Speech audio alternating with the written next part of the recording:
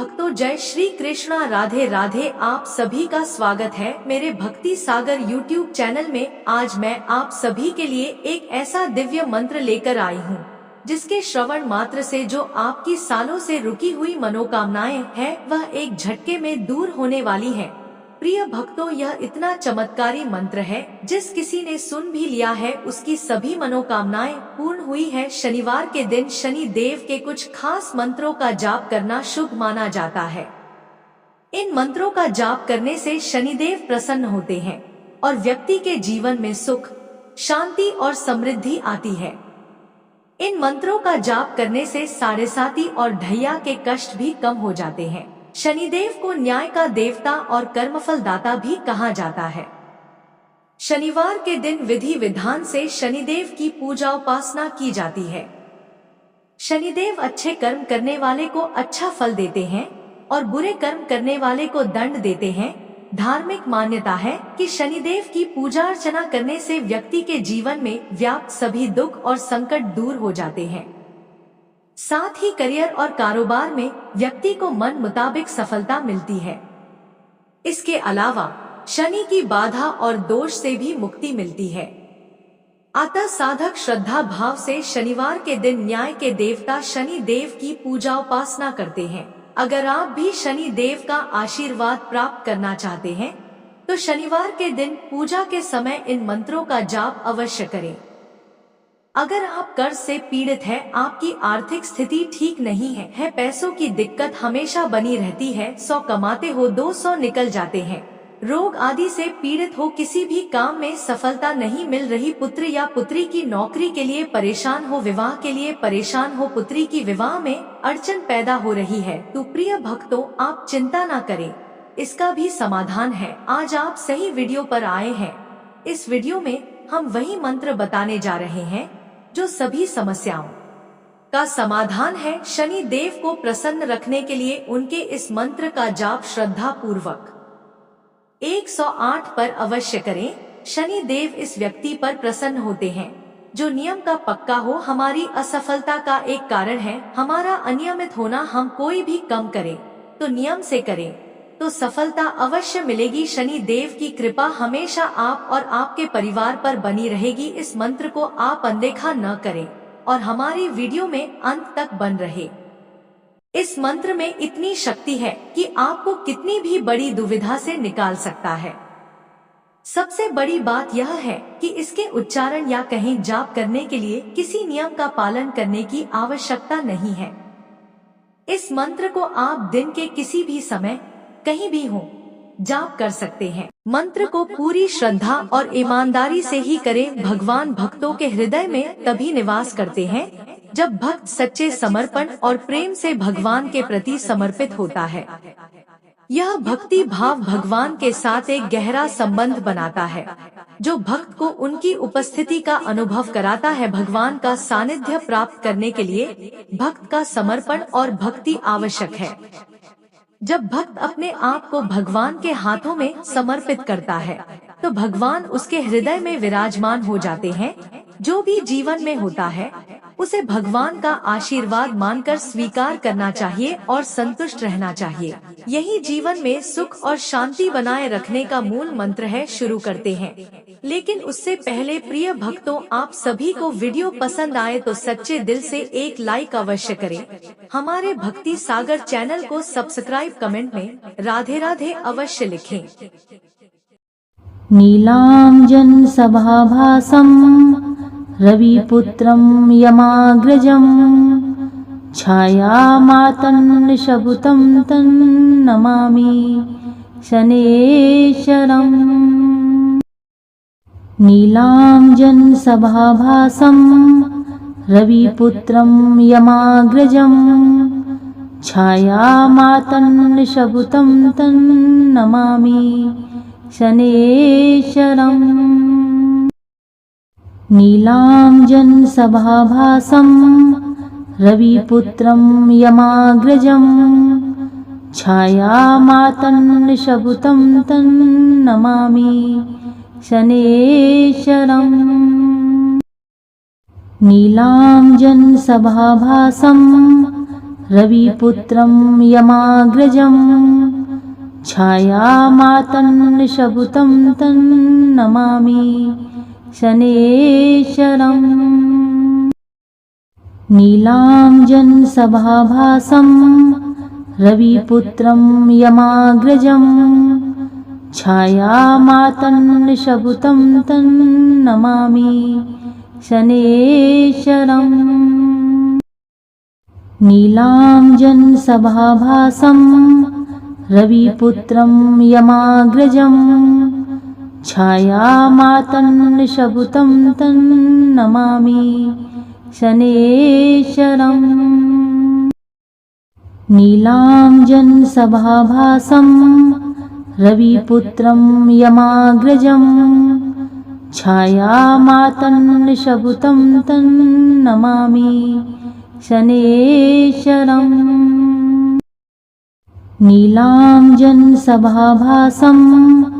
रविपुत्रं यमाग्रजं छायामातन्नशबुतं तन्नमामि शनेश्वरम् नीलाञ्जनसभाभासं रविपुत्रं यमाग्रजं छायामातन्नशबुतं तन्नमामि शनेश्वरम् नीलाञ्जनसभाभासं रविपुत्रं यमाग्रजं छायामातन्नशबुतं तन्नमामि शनेश्वरम् नीलाञ्जनसभाभासं रविपुत्रं यमाग्रजं छायामातन्नशबुतं तन्नमामि शनेश्वरम् नीलाञ्जनसभाभासं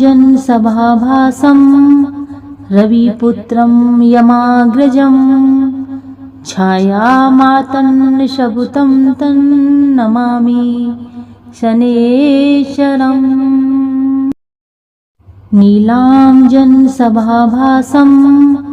रविपुत्रं यमाग्रजं छायामातन्नशबुतं तन्नमामि शनेश्वरम् नीलाञ्जनसभाभासं रविपुत्रं यमाग्रजं छायामातन्नशबुतं तन्नमामि शनेश्वरम् नीलाञ्जनसभाभासं रविपुत्रं यमाग्रजं छायामातन्नशबुतं तन्नमामि शनेश्वरम् नीलाञ्जनसभाभासं रविपुत्रं यमाग्रजं छायामातन्नशबुतं तन्नमामि शनेश्वरम् नीलाञ्जनसभाभासं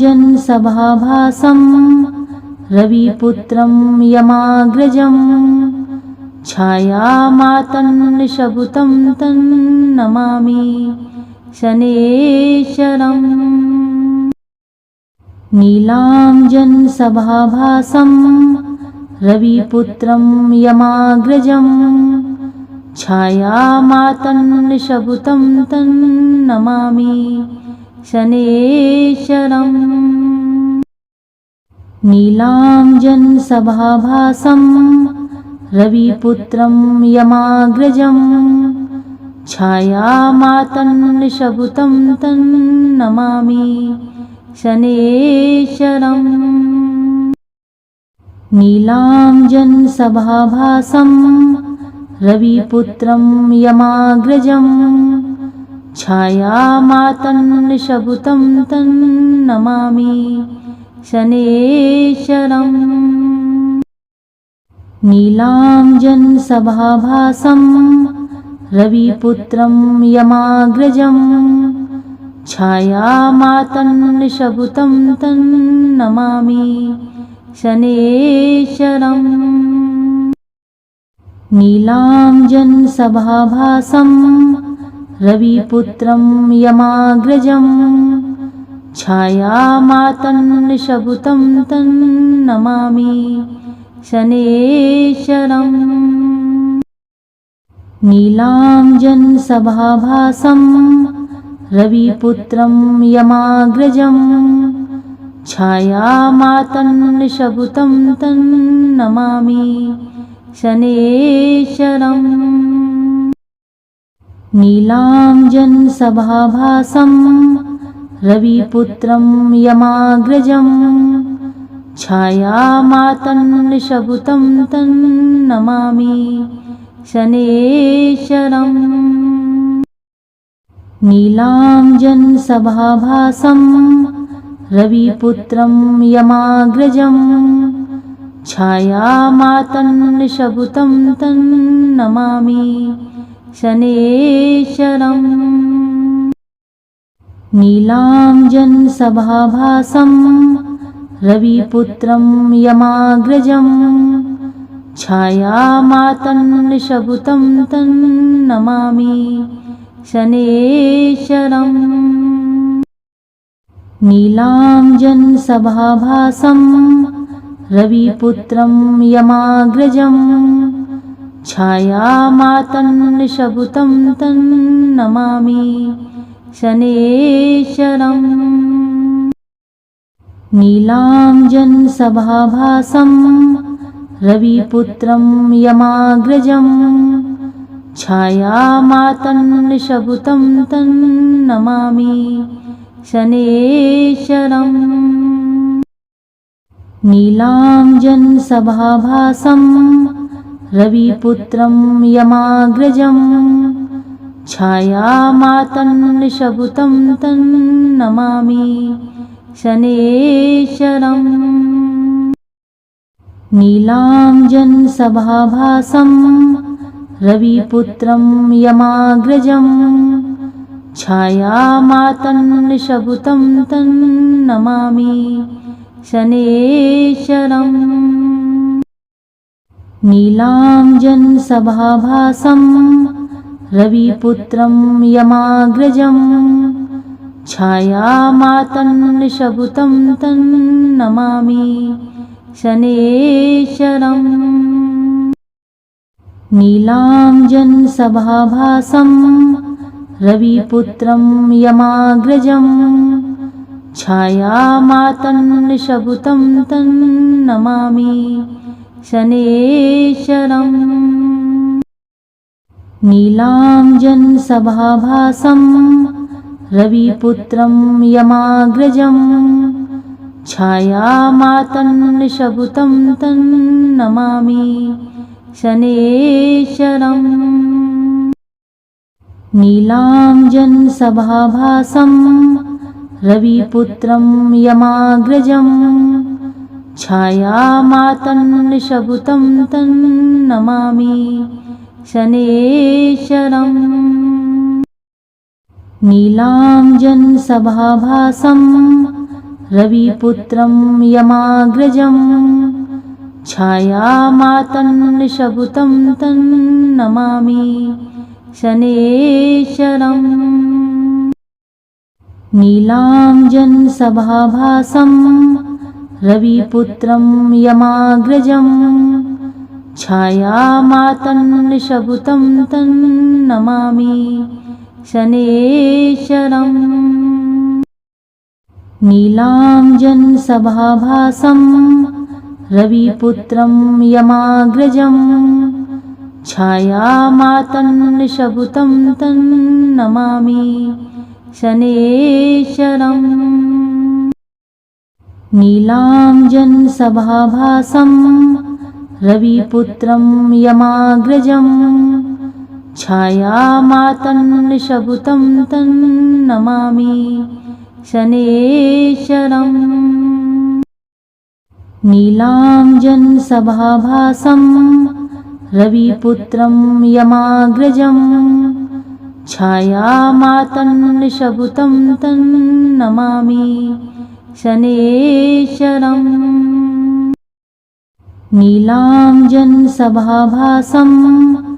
रविपुत्रं यमाग्रजं छायामातन्नशबुतं तन्नमामि शनेश्वरम्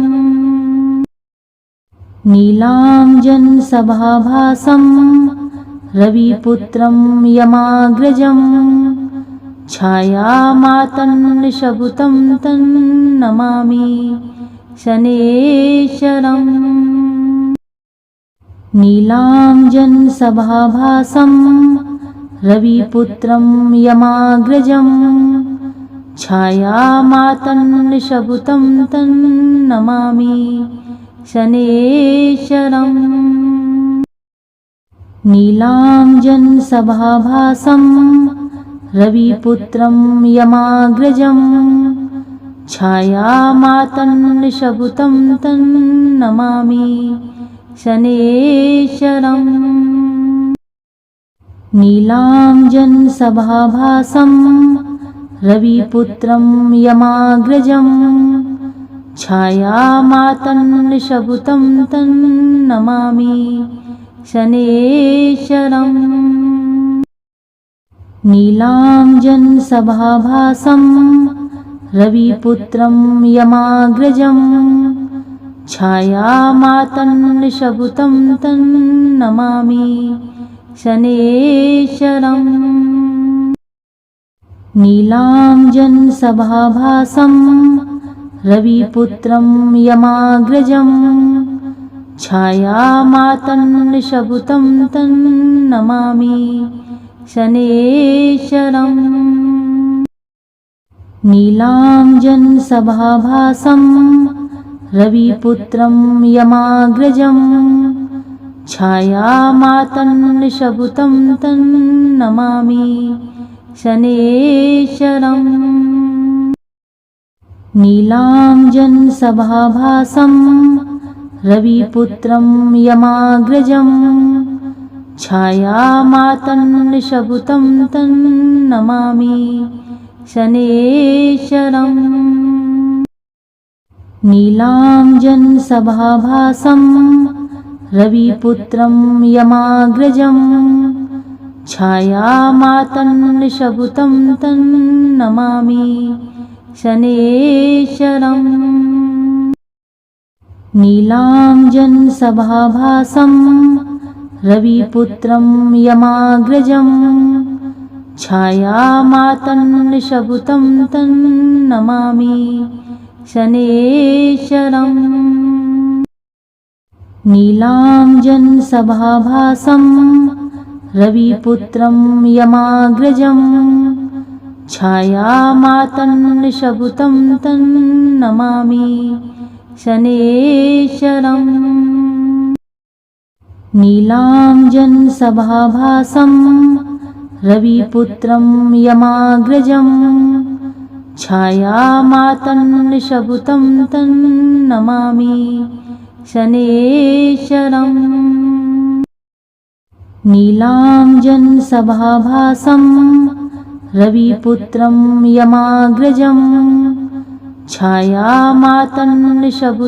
तन्नमामि शनेश्वरम् नीलाञ्जनसभाभासं रविपुत्रं यमाग्रजं छायामातन्नशबुतं तन्नमामि शनेश्वरम् नीलाञ्जनसभाभासं रविपुत्रं यमाग्रजं छायामातन्नशबुतं तन्नमामि शनेश्वरम् नीलाञ्जनसभाभासं रविपुत्रं यमाग्रजं छायामातन्नशबुतं तन्नमामि शनेश्वरम् नीलाञ्जनसभाभासं रविपुत्रं यमाग्रजं छायामातन्नशबुतं तन्नमामि शनेश्वरम् नीलाञ्जनसभाभासं रविपुत्रं यमाग्रजं छायामातन्नशबुतं तन्नमामि शनेश्वरम् नीलाञ्जनसभाभासं रविपुत्रं यमाग्रजं छायामातन्नशबुतं तन्नमामि शनेश्वरम् नीलाञ्जनसभाभासं रविपुत्रं यमाग्रजं छायामातन्नशबुतं तन्नमामि शनेश्वरम् नीलाञ्जनसभाभासं रविपुत्रं यमाग्रजं छायामातन्नशबुतं तन्नमामि शनेश्वरम् नीलाञ्जनसभाभासं रविपुत्रं यमाग्रजं छायामातन्नशबुतं तन्नमामि शनेश्वरम् नीलाञ्जनसभाभासं रविपुत्रं यमाग्रजं छायामातन्नशबुतं तन्नमामि शनेश्वरम् नीलाञ्जनसभाभासं रविपुत्रं यमाग्रजं छायामातन्नशबुतं तन्नमामि शनेश्वरम् नीलाञ्जनसभाभासं